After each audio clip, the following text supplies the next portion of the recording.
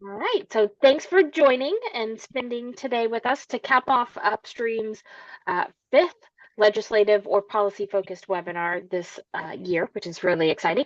And so today is our Advocacy 201 training.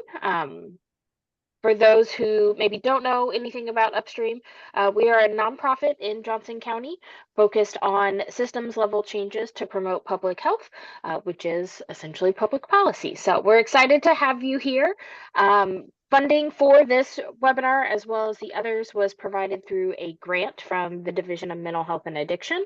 And just because it's a policy and legislative focused one, just the regular disclaimer that the views presented are those of McCoy and Upstream and not necessarily the state. I am not going to read Sarah's bio that has been the same for all five of these. So if you are new, which I don't think anybody is right now, this is Sarah. We're really excited to have her join us and to have led the series through the past several months. I'm super excited to learn from her and get her experience that she's had both in DC and from McCoy. And on that note, I am going to turn it over to her, let her share her screen, and we'll get started with our Advocacy 201 webinar. Cool, thank you so much. All right, hopefully you should see my screen. But yeah, good to see everybody again. I've seen some familiar faces, so good to see you. Welcome back. So yeah, we're going to go over a little bit deeper in terms of communication strategies today, communicating with legislators, try and get your point across, try and kind of help develop relationships and things like that. As always, my contact information is here on the bottom of the screen. Feel free to contact me anytime via email. I'd love to hear from you, see if we can work together, et cetera, et cetera. If you have any other follow-up questions, yeah, I'm always available to chat.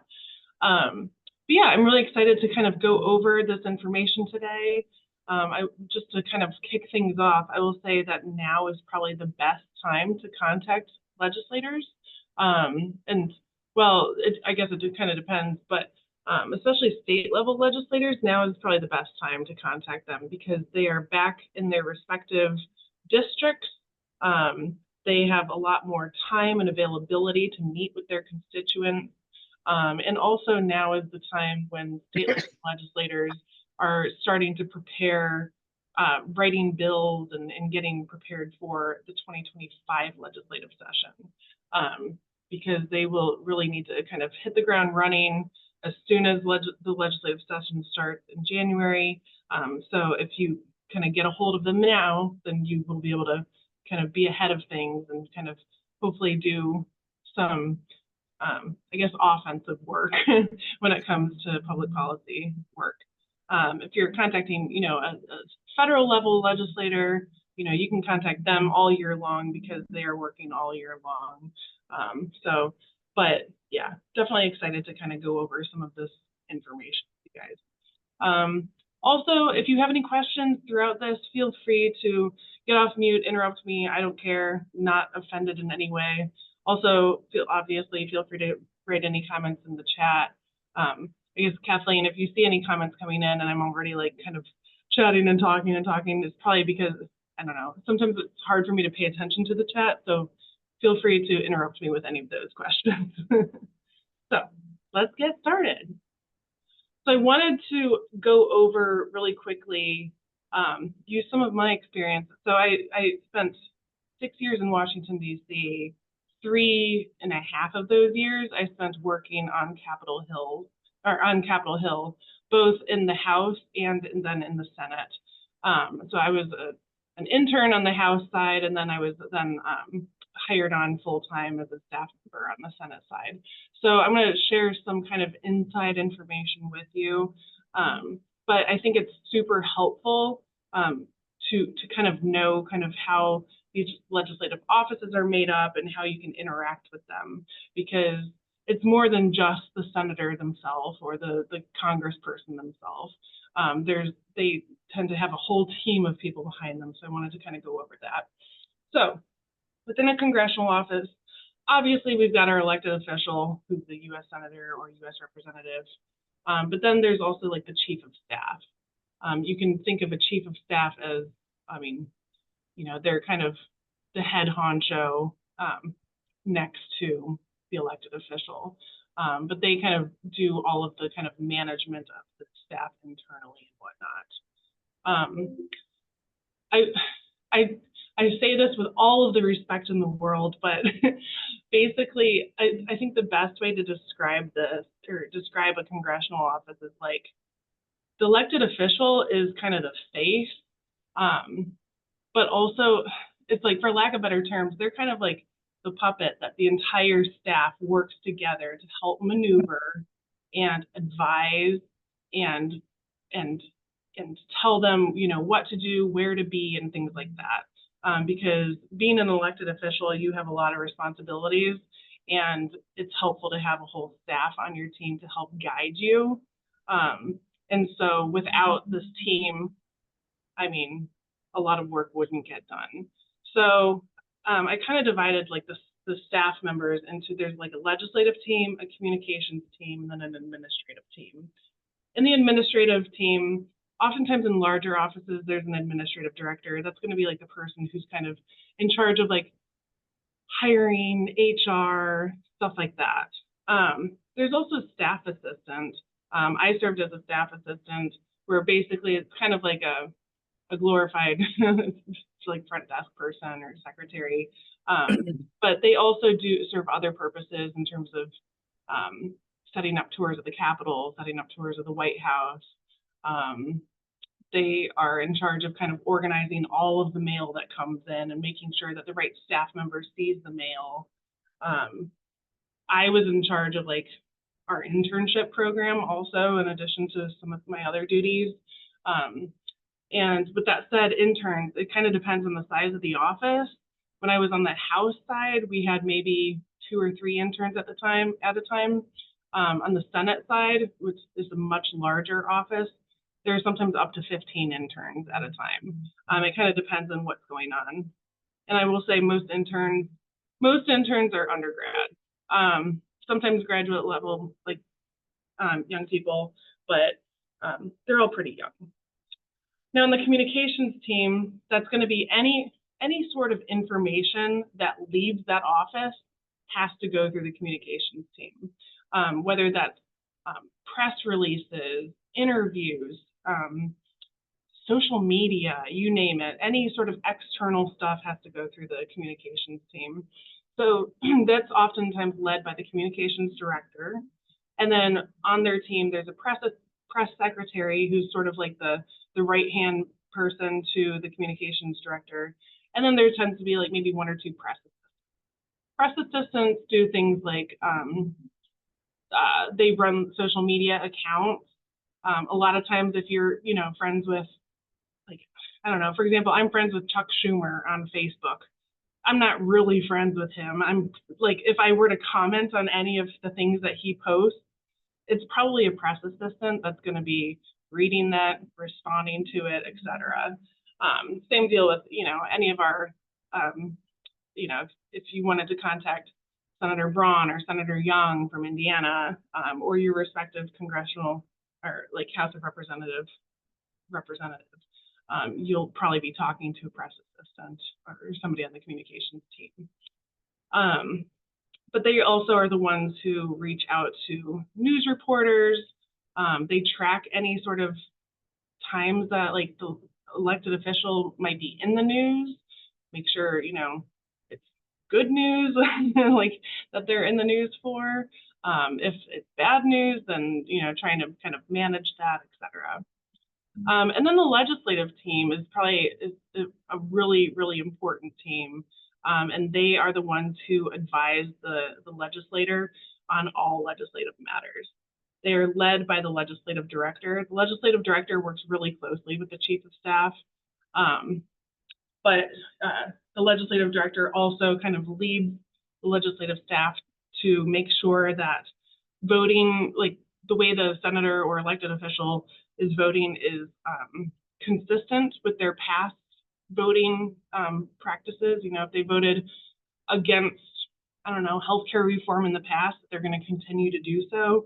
And if they do change their mind, then that they're prepared to work with the communications team to explain to others why they may have changed their viewpoint, etc.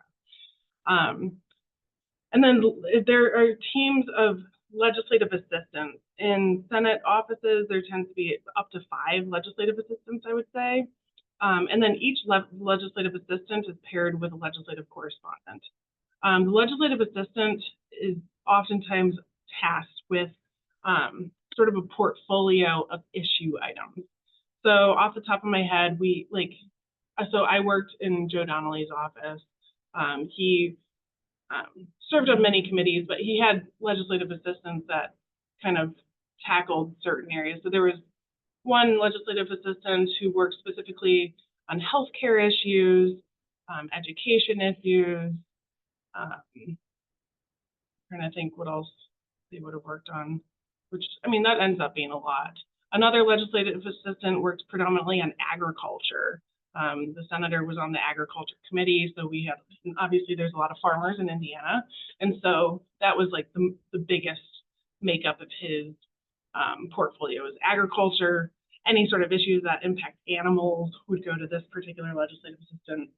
Another one dealt with any sort of armed services matters, you know, you name it. So there's always going to be a particular issue that's assigned to a legislative assistant, and that legislative assistant is essentially paid to be the expert on that particular area.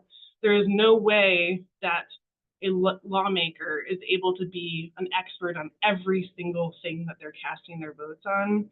And because of that, that's why they hire these legislative assistants to serve as that expert and that kind of guiding voice to tell them, like, well, Senator, you know, you voted in the past in support of this farm bill because these are your main concerns of providing food in the community.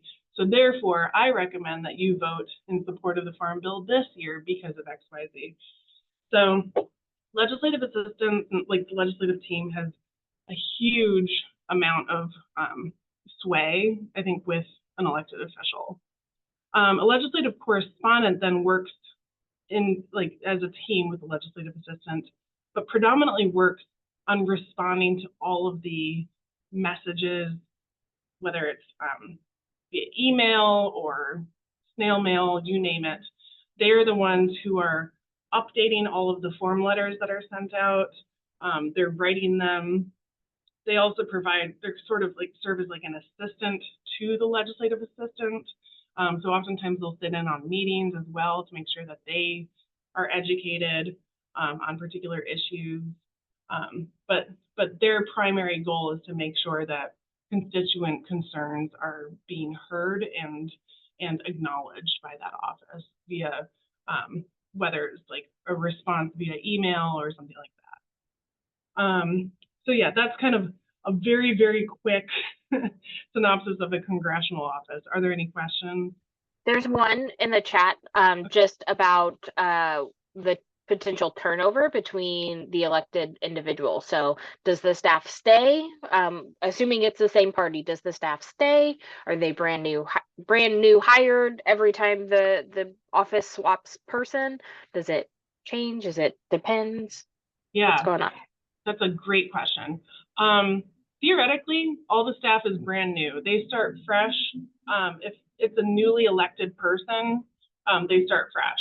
So it's kind of interesting, especially being out in DC. I mean, during election night, it was really fun to go to, you know, like the bar and watch, like they had, you know, CNN like up on all the TVs as if it was like a huge sporting event just to see who's getting reelected and who isn't.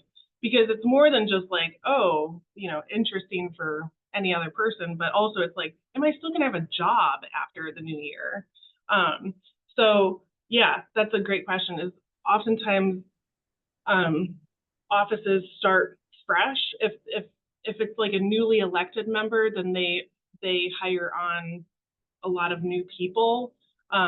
Sometimes, you know, like, so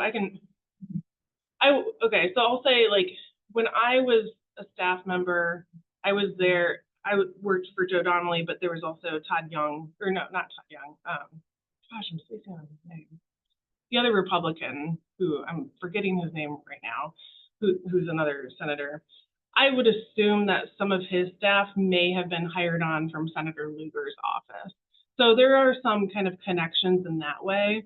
But you do have to, like, it's not an automatic transfer. Like, you still have to apply for the job, interview for it, and things like that.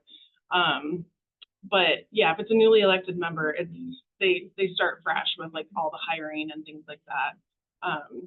So, you know, I think even Senator Donnelly, you know, for hiring his staff members, a lot of people came over from the House side to stay with him on the Senate side. But I think they all still had to go through the same interview process and whatnot. So do they inherit the staff from the district or for continuity? You answered it. Thank you. Okay. Yeah. And then I do have a follow-up though. So like if you're trying to maybe get an appointment to talk about legislation, do you automatically try to find who the legislative director is, or do you just go to their website and click contact us? What's the best way of connecting with who you need to talk to? That's a great question. So, and this is something actually I could make a whole nother slide on, and I will probably do that actually after I wrap this up. So for contacting a staff member, I would definitely recommend, well, yes, you can send in like a form letter via their website. I think a best way, honestly, is to directly contact the legislative assistant and or the legislative correspondent. And by doing but what if that information like isn't on their web? Is there a place for that where yeah, so typically that information is not found on the website. What you'd have to do is actually call the office, and let's just say you want to know who deals with healthcare issues. Call the office. It's public knowledge. They just don't tend to post it on their website because, you know, there's a lot of people who can harass offices and whatnot.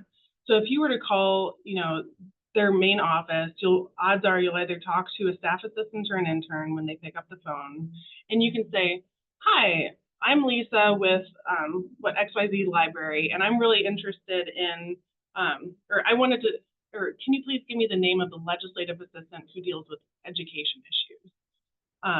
And they'll happily give you that name. And then just so you know too, everybody has like kind of a standard email, kind of, so I can go over that too. But you can also ask them, can I get their name and email address? And they'll happily give that to you. If you want, you can also ask, like, can I also have the name for the legislative correspondent that deals with education issues?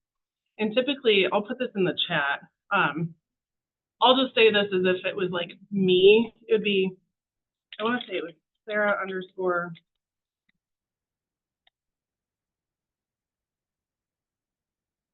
okay, this is not a functioning, first of all, my last name was different when I worked for Joe Donnelly. Also, he's no longer a member, but this is basically the kind of standard Senate is first name _ last name at that the senator's last name .senate.gov. Now, if it was House, I want to say that's a little different, and I need to update myself with that. But I want to say it's going to be like Sarah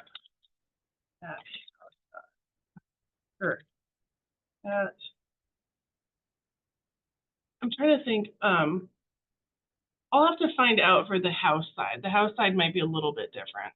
Don't worry. I think just, you telling me to call, that's perfect. Thank you. Yeah, definitely call and they will give you that information. They'll also give you, if you want information on who the chief of staff is or who the legislative director is, they'll give that information to you also. I'll say, like, when I worked in that office, it was very common that sometimes people would call and just be like, "Hi, I'm just trying to update my records. Can you tell me who handles healthcare, science issues, environmental issues, and I don't know, like education issues?" And then I would give them all of those names, and they'll be like, "Can I get the communications director's name, etc."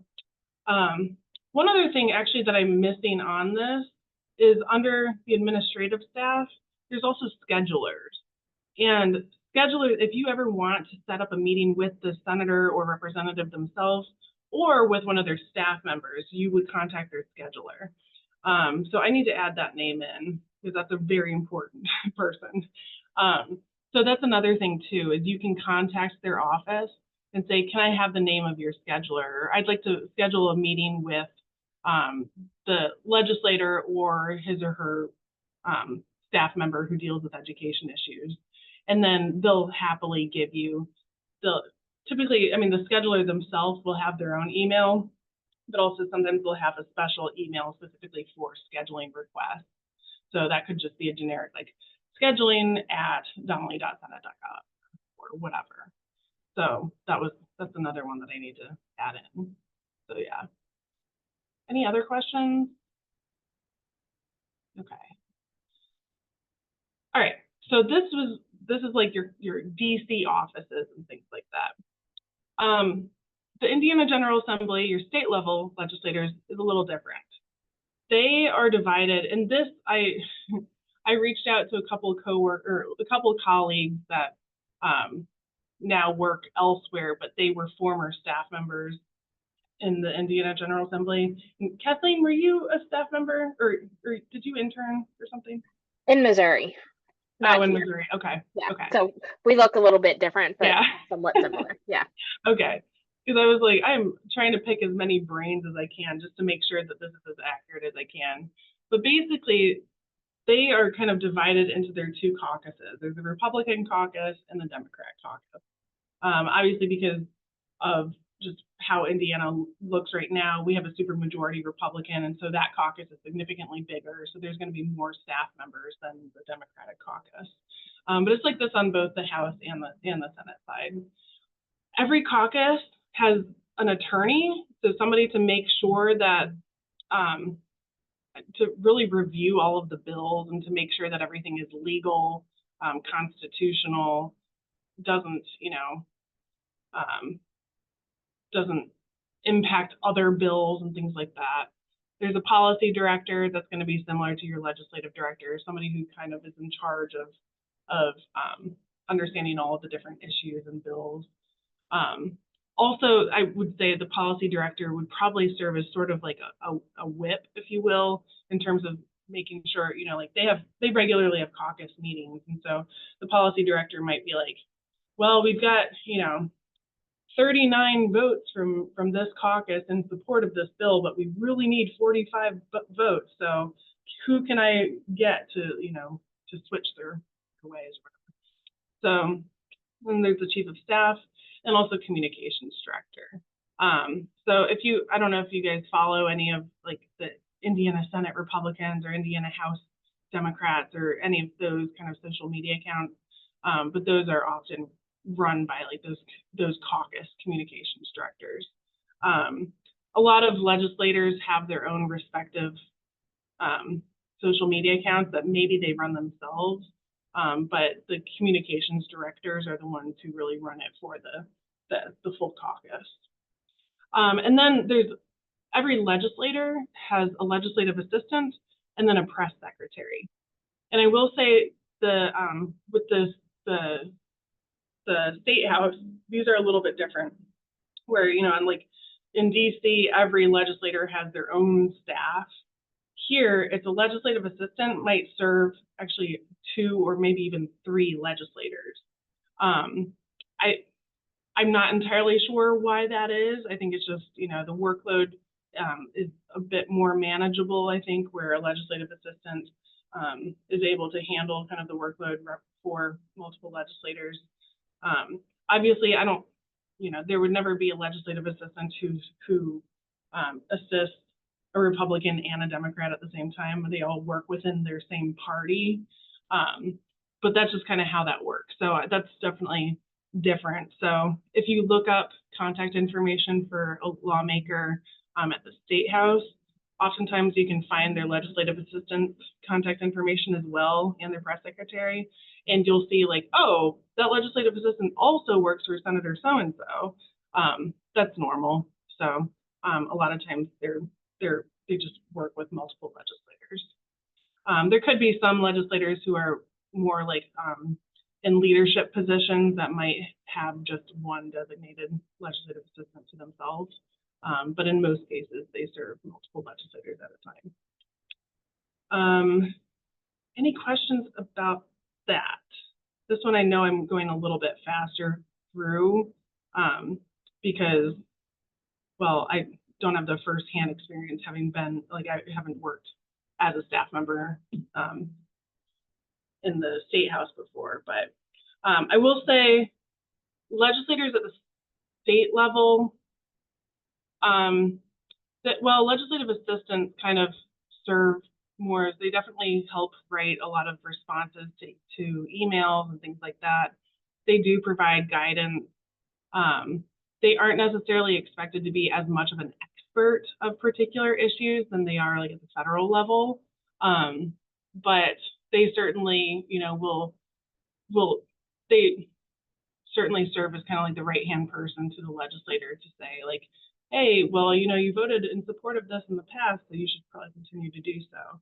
So I think, contacting a legislative assistant, like anytime I send an email to a legislator at the state house, I also include their legislative assistant if I can find that information. And I can also show you kind of how you can find that information too, because that's not inherently obvious. Oftentimes you have to go to the caucus page itself to be able to find their information. But if anything, that way two pairs of eyes see my email as opposed to just one pair. If it's just the legislator, odds are the legislative assistant is probably managing their email account, but I like to also send it to the legislative assistant directly just to make sure that they also see it. So, any questions for this one? Okay, cool. And I didn't really go as much into like the super local level with your city council person and things like that, because I know a lot of us live in different counties and whatnot. But when it comes to kind of your city council person, odds are you can just contact your city council person because their offices are so small.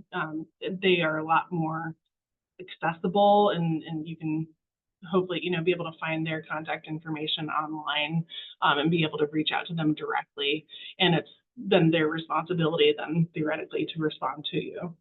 So all right, I wanted to go over a few secrets from a congressional office.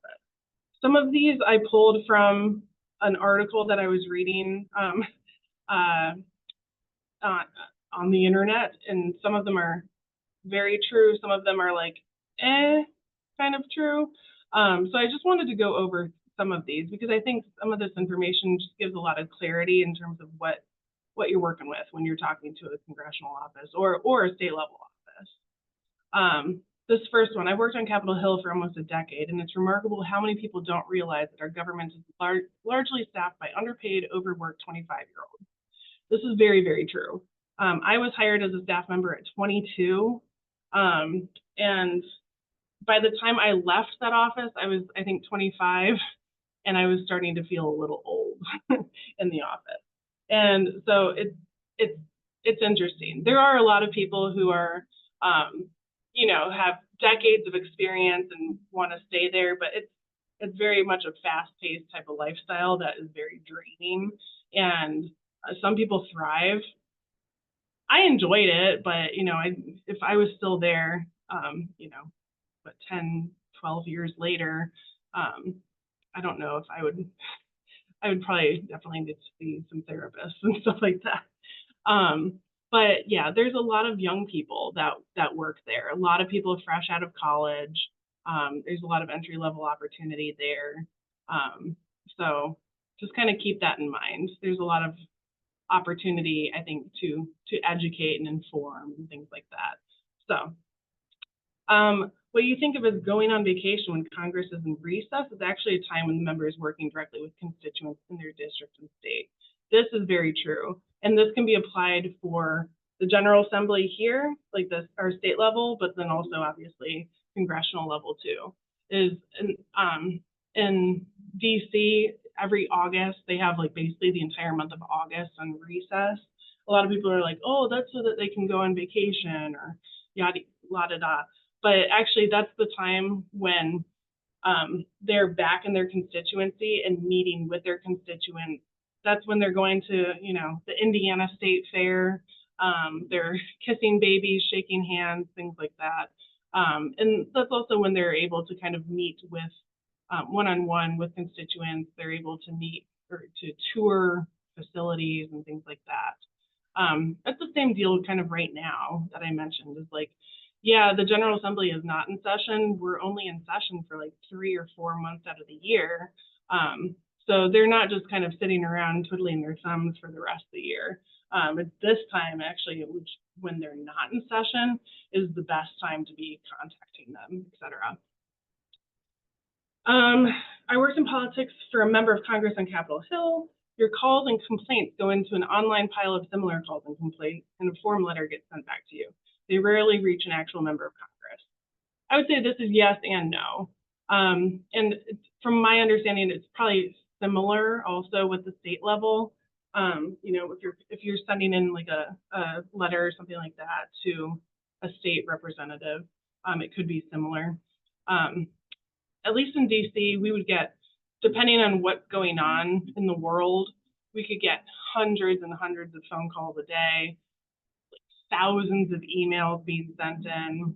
A lot of times, you know, if you're told like, just sign your name onto this thing and we'll send a letter for you, those get sent in and those all reach the elected official's office. It would be impossible to be able to kind of like read every single thing and respond to every single thing. So oftentimes form letters are written. I'm not sure if you guys have contacted your legislators before, but typically you'll probably be getting a form letter in response, which is helpful sometimes, but also sometimes frustrating, where, you know, they're like, thank you so much for contacting me about XYZ. As you may know, and then they'll give you some history, and then they always wrap it up with like, should this come up for a vote in Congress, I'll be sure to keep your thoughts in mind. You know, that's always like the standard kind of go-to. But that's just kind of how it works. I will say sometimes they do actually reach members of Congress. There was, you know, in my office, there was somebody who contacted the senator because their son was a veteran and died by suicide, and they were really upset by that and thought that there's more opportunity to provide mental health supports for people who have been in the armed services. And that really resonated with the staff member who initially read that letter, and then she then in turn kind of moved that up the staff level up to eventually reaching the senator's desk. And then because of that, he introduced a bill that would require veterans and members of the military to go through certain mental health tests and receive supports and things like that. And so, you know, there are some cases where these letters do kind of make their way up. And I will say it's the letters that have the personal touch are those ones. If you're just signing your name on like another form letter, then, you know, that's just going to be added to another pile of things. So, but if you actually take the time to kind of handwrite out a letter, that really makes a difference. If you do not leave your contact information, just your name and address, most offices cannot record your comment or concern. That's very true, and that's always the biggest thing that I tell people is leave your contact information. If you ever contact a legislative office, make sure you leave your name and contact information, because oftentimes that's the way that they have this kind of software where they're able to record like phone calls and say, oh, I received 50 calls today in support of this bill XYZ. They're not really able to kind of record those numbers unless they have a name and address tied to that. So always leave your name and address. A lot of people, like I know some people feel weird about leaving their contact information, you know, with the government or whatever. It's completely fine and trustworthy. All of that information is kept strictly confidential. Nobody ever calls and, you know, asks, you know, did Martha Smith call you and what did she say? You know, like they're not gonna disclose that information. Just definitely leave your contact information. And also when contacting federal level offices, this is true. If you're not a constituent, they likely will not record your concern and instead directly to your elected official. So a good example, you know, if it's like during the presidential elections, like I'll say, you know, a few years ago, Bernie Sanders, he's a senator, he ran for president. I assume that probably during his presidential campaign, a lot of people who were from outside of his constituency, people who did not live in Vermont, were contacting his office with concerns, or, you know, if you're elected president, what will you do about this? If you're not a constituent with a constituent concern, then they have no way to actually record that. They may take the time to kind of find your elected official for you, or they'll just say, sorry, Senator Sanders does not represent you. I recommend you contact your senator from Indiana or something like that. So just kind of keep that in mind. It's a little different when contacting a member from the Indiana General Assembly. They are a lot more likely to be able to speak with you, especially if you are reaching out to them like on behalf of your organization, or if you are coming from kind of a perspective of being like an expert in a particular area. If you are, for example, a teacher and you're really concerned about an education bill and you want to share, you know, with a particular legislator who's on the education committee about how this could impact your work, even if you don't live in their constituency, because it's relevant, you are a relevant expert and they are a relevant legislator who's working on this particular issue, they'll be a lot more inclined to open your email, respond to you, perhaps even meet with you. So that's one thing that's a little different between state level and federal level. Let's see. Oh, this next one. Most people, when they think of Congress, think of DC. I don't think enough people realize that senators and representatives have field offices in their home states and districts. We provide key services for people who are having trouble getting through federal agencies, and we've been involved in a variety of issues, including helping repatriate Americans who were stuck in foreign countries. This is true. This, I mean, isn't as relevant in terms of like advocacy and lobbying and things like that. But just so you know, is all like DC federal legislators have state level offices too. I think, I forget exactly where they are, but I want to say Senator Braun has an office pretty close to Monument Circle. Senator Young, I think, does too. Andre Carson, I assume, has one in downtown. If they're, you know, if they represent, you know, like maybe like Johnson County or like the south of Indianapolis, then you'd probably find some sort of their, you know, regional office in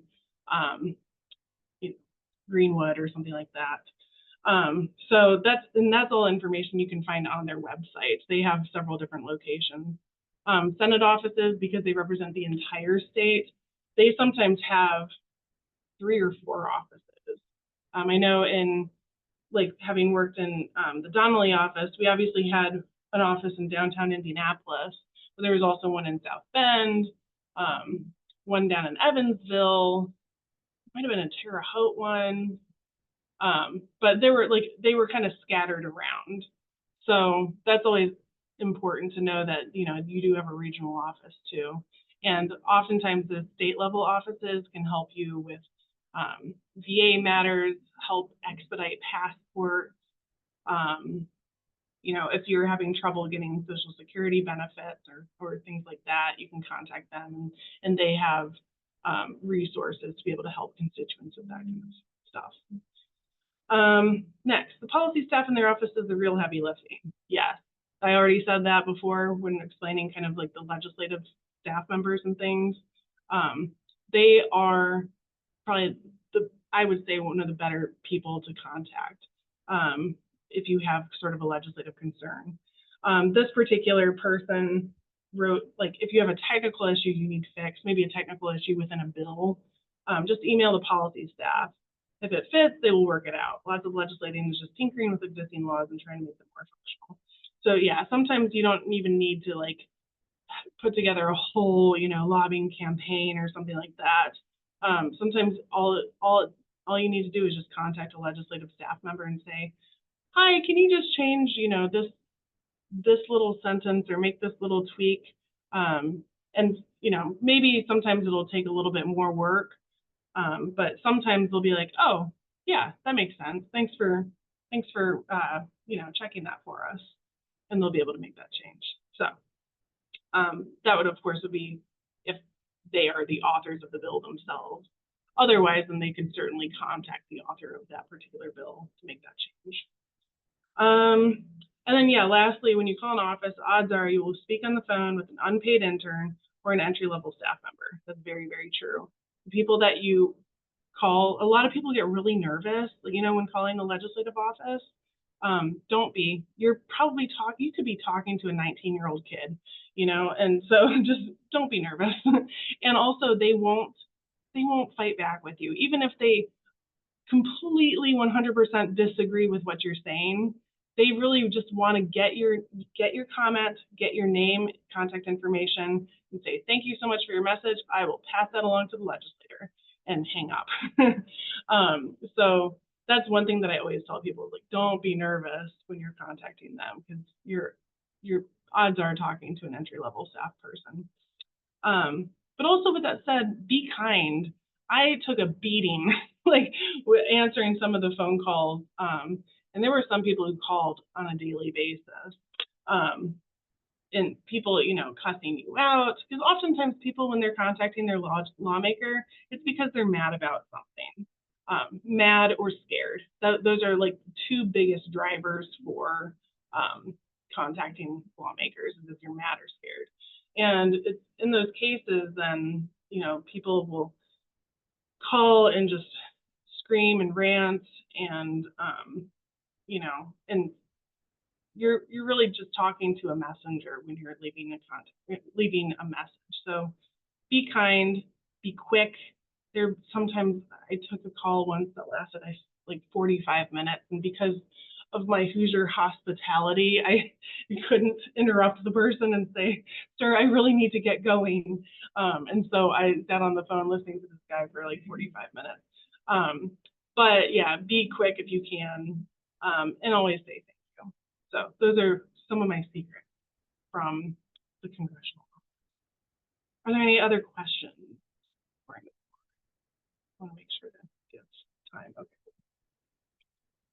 All right, so I already went over this during my kind of Advocacy 101. And also, with that said, I literally just mentioned some of this stuff: be kind, be quick, always have an ask, etc. But I wanted to include this slide just sort of like a refresher. So I'll let you kind of look over this really quickly. Speaking with their legislative assistant is okay, sometimes even better, etc. I'll just keep moving. But with that said, doing your research, if you're about to meet with a legislator, I think it's really important to do some research ahead of time. I want to be mindful of time because I'm realizing I'm, of course, talking a lot. But here's just some questions to kind of ask yourself. Does a particular lawmaker that you want to reach out to sit on any committees that you're interested in? If not, if you have a committee of interest, what lawmakers do sit on that? Who's the chairperson of that committee? The chair is really the one who decides what bills are heard and what bills are not heard. When looking at a legislator, what bills have they introduced in the past? Were they successful? Were they introduced multiple times? Sometimes if bills are not successful, lawmakers will come back and reintroduce them year after year. And that's a clear indicator that this is an issue of importance to that particular lawmaker. Where does the lawmaker come from? Who are their constituents? What do they likely care about? You know, if they represent a largely rural area, then odds are they're going to be more interested in rural matters. Maybe that's broadband access, maybe that's agriculture. Meanwhile, if they are coming from a more urban area, maybe they're concerned about infrastructure or, I don't know, like economic growth or something like that. How has a lawmaker voted on issues in the past? I think that's always a good indicator in terms of how your conversation is about to come about. Whoops, so let me just move forward. So with that said, I want to take you to the General Assembly website because I think this is just a good way to kind of to find some of this information. But you know, you can also, if you're looking for some voting history information for federal level legislators, you can also find that on their websites, definitely. So let me exit out of this. And I'll take you to the General Assembly home. You guys probably remember this, right? And look, oh, there's actually a meeting taking place. So that's kind of interesting. But I will just go ahead and we'll just do this based on committee and just kind of quickly search through. So let's go to the standing committees. And I'll have you guys kind of help me out with this. It's sort of a, you know, let's choose, I guess, a Senate committee. Are there any like committees that are of a, like, particular interest to you guys and the work that you do? And just go ahead and go off mute. Yeah. I say probably the health and provider services on the Senate side would be my guess. Cool. So let's click on that. So this is the health and provider services. They obviously have not met since February because we haven't been in session. That's okay. But these are past meetings. These are the bills that were assigned to that particular committee. But here, so here are the health and provider services members. These are all the members of this committee. These are the people, if health and provider services is your thing and where you think that you can provide some expertise, these are the people that you want to contact. So let's, I guess, pick a senator, any senator, and I'll click on them and I can show you some stuff. Do you have any preference? Rod Ray covers a lot of our district. Okay, cool. Oh, he's not on this list. I'm sorry. Oh, okay. Yeah, he's not on that list. I would Yeah, be Sorry, yeah. JD Ford. pulling from a hat there. Okay, So. JD Ford. We'll do JD Ford. He's great. Okay, so JD Ford, we can do a little bit of research on him. These are all of the bills here that he authored from this past year. So, and then he also may have co-authored a bill. Sponsored, that means like maybe he'll just like add his name to it, or co-sponsored. So I think when looking at JD Ford, you know, you can see, obviously there's his contact information, etc., but you can see some of the bills that he authored. So, well, there's also resolutions. I would focus mostly on bills. The ones that he authored are probably some of his higher priority items. Some of these resolutions, I would probably kind of skim over, like honoring the 50th anniversary of the ADA. That's great and fantastic, but also like sometimes some of that stuff is just, you know, acknowledgement, memorializing Mark Boat right. I don't know. Some of that stuff is just kind of recognitions, but it's like the bills that I think that, you know, that's important to kind of see. And, you know, some of these bills are still alive or have passed into law. So which ones can be indicated based on if the font is blue. It's kind of hard to tell. If it's gray there, then you'll see like that bill likely died.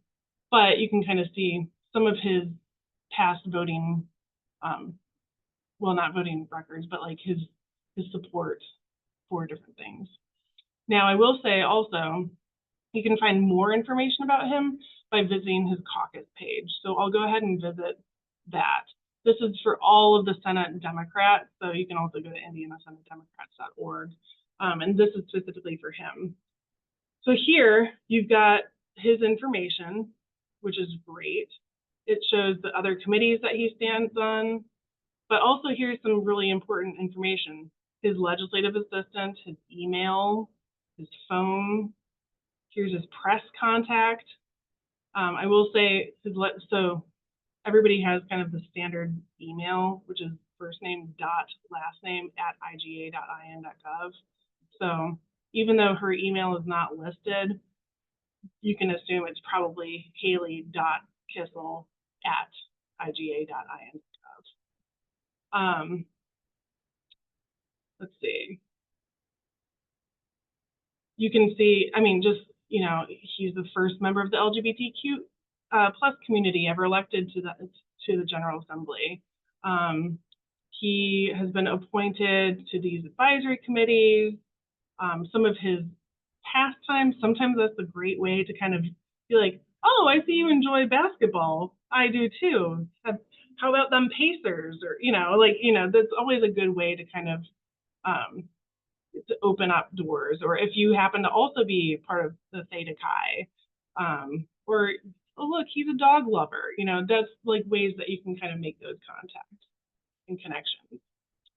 Let's go back really quickly. I'll just tell you an example of a Republican too. So let's go to Ed Charbonneau. So he's the chair of the committee. The chair is also somebody who you definitely want to be on good terms with, because the chair is the one who really decides what bills are heard and what bills are not heard.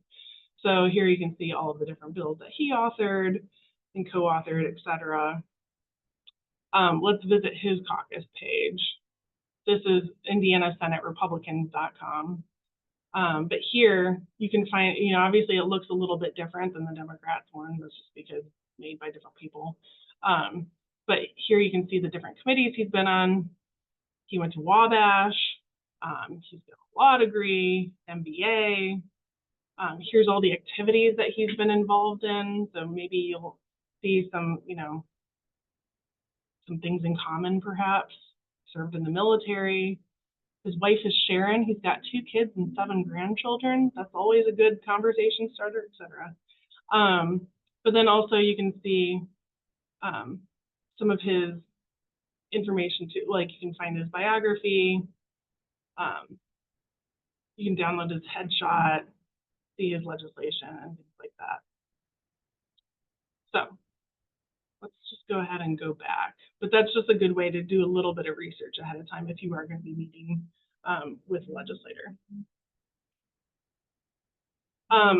I also highly recommend, I realize we only have 5 minutes left. I'm so sorry for speaking so much. I definitely, and I'll send you all of these slides. So yeah, we can continue talking about it. But if you do meet with a legislator in person, I always recommend having a 1-pager. Sometimes you'll be lucky if you get even 5 minutes to talk with them. And I know a lot of issues require more time than just 5 minutes.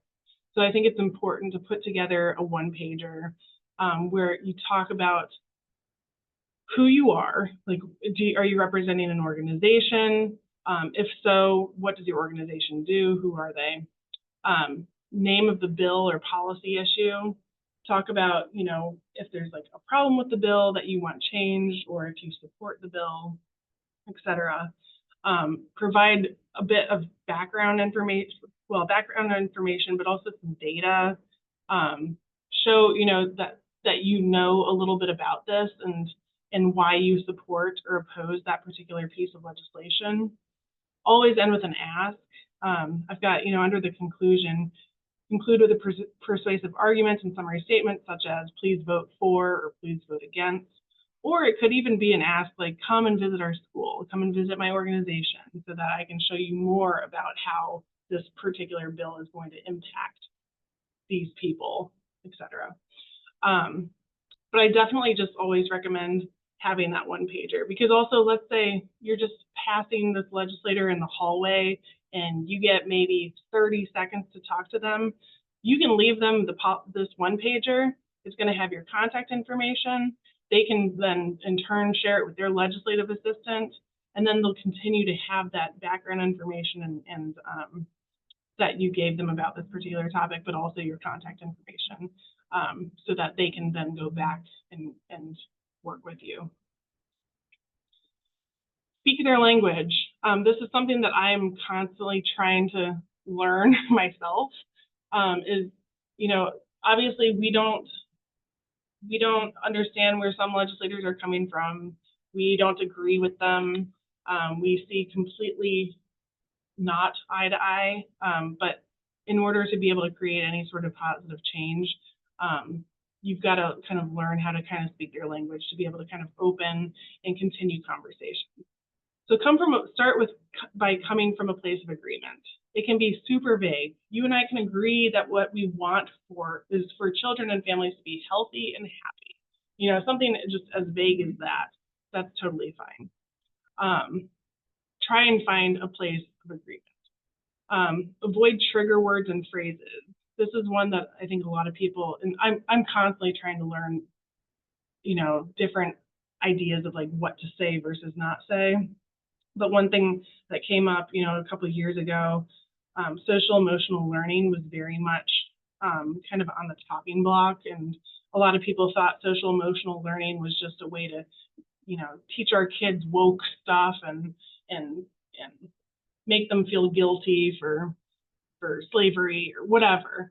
But there's so many benefits of social emotional learning, and I think that a lot of advocates were trying to work to educate lawmakers about the true benefits of that, as opposed to what they may or may not be reading on Facebook or hearing on Fox News or whatever.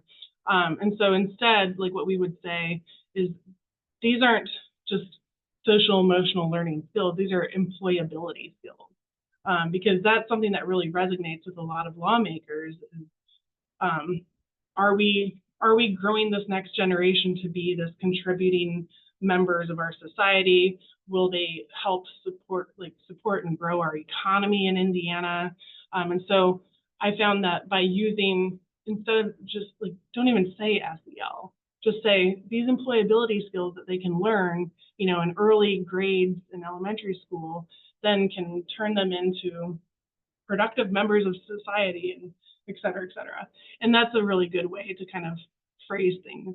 And so I think by understanding kind of where a lawmaker might be coming from and where their priorities come from can kind of help indicate like, well, what words should I use versus should not use. Try to understand their perspective. Ask why. Approach the conversation with curiosity and not defensiveness.